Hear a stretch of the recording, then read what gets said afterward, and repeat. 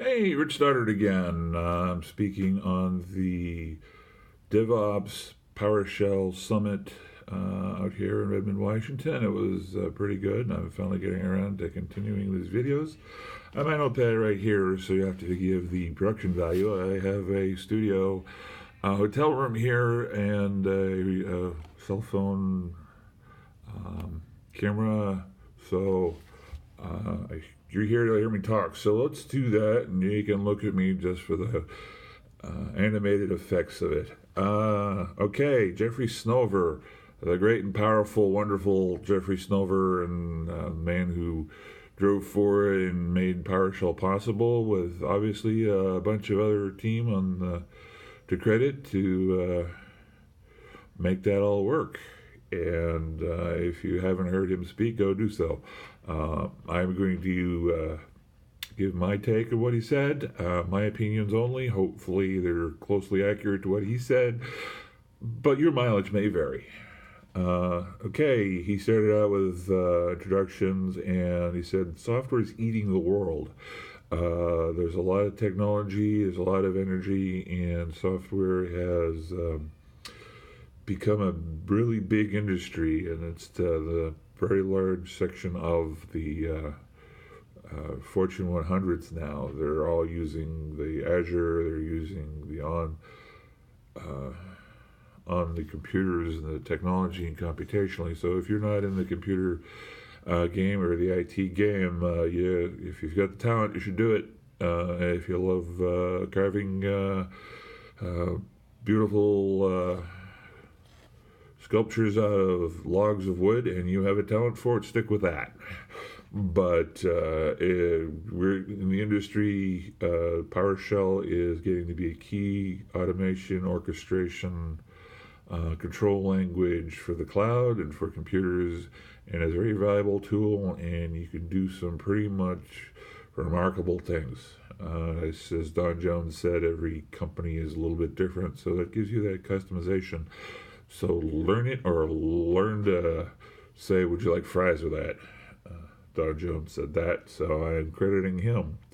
Onwards with Jeffrey Snover. Microsoft obtained LinkedIn, and their analysis of the data indicated, and they got a key figure out of it, is that there's a lot of software jobs in industries outside the IT world. So if you've got the technology, and if you have a passion for some industry, some art, or some science or something, well, looks like a lot of software is going to be the future, and being able to deal with that is a very valuable talent for the future. He brought up the example of a number of different companies that are moving to Azure.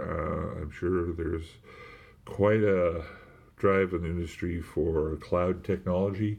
He mentioned Alaska Airlines, which happens to be what the company that flew me here for the conference. I guess will be flying back to my home tomorrow morning early, so I better get some sleep in a little while, but I hope to get this in for you. He reviewed the sacred vow of PowerShell, what Microsoft kind of made to in their goals, that if you learn PowerShell, then Microsoft will make you more valuable. I'm sure in many dimensions, the more you learn, the more valuable you become to the world and the industries and everyone that's using the computers.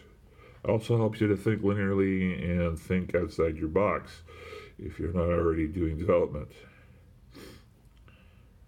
In a world that runs software, automation is crucial.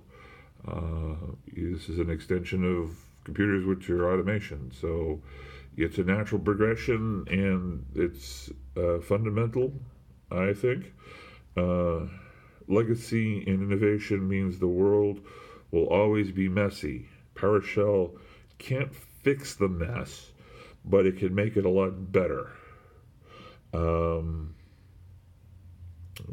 You can automate things and document and under control things in a language like PowerShell to coordinate and make things work less effortlessly and automate the tedious things. We bought and made computers so humans didn't have to do the tedium, and they seems to have been quite successful if you look broad across the industry, my take.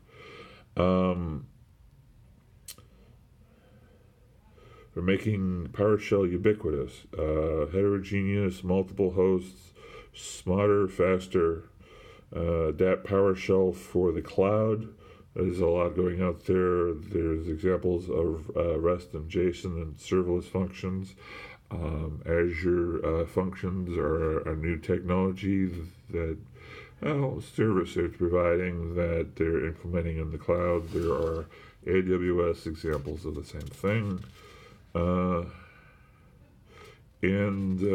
PowerShell is open source, and you're able to change it to fit your needs as they change in this world that is rapidly changing.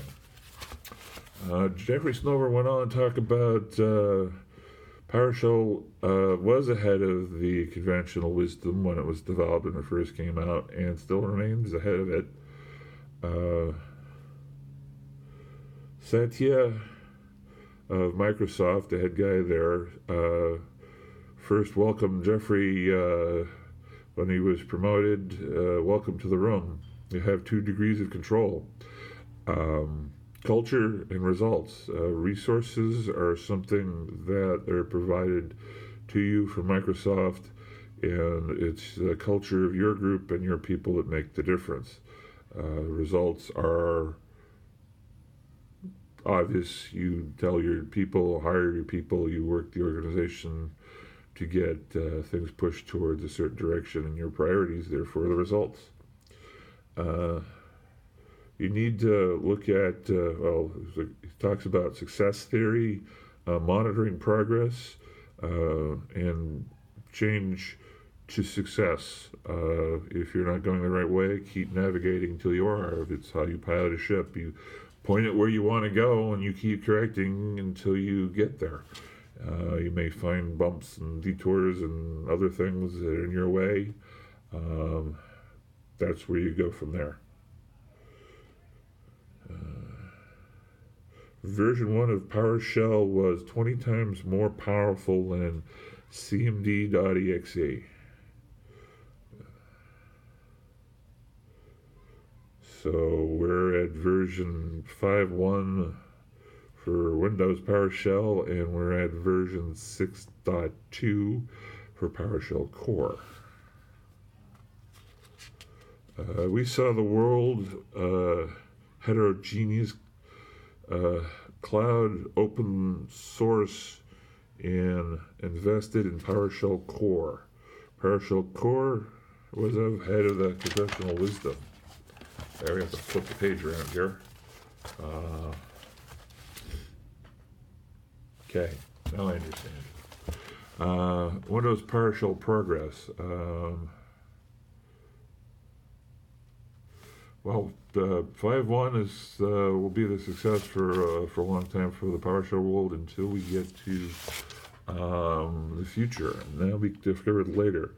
And he says, be ahead of the conventional wisdom. Be wise.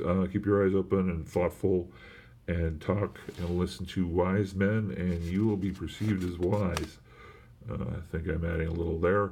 Watch Jeffrey Snover for your health. For yourself. He is a tremendous speaker, very wise, and ahead of the conventional wisdom. Thank you much for listening, and I'll go on to my next section.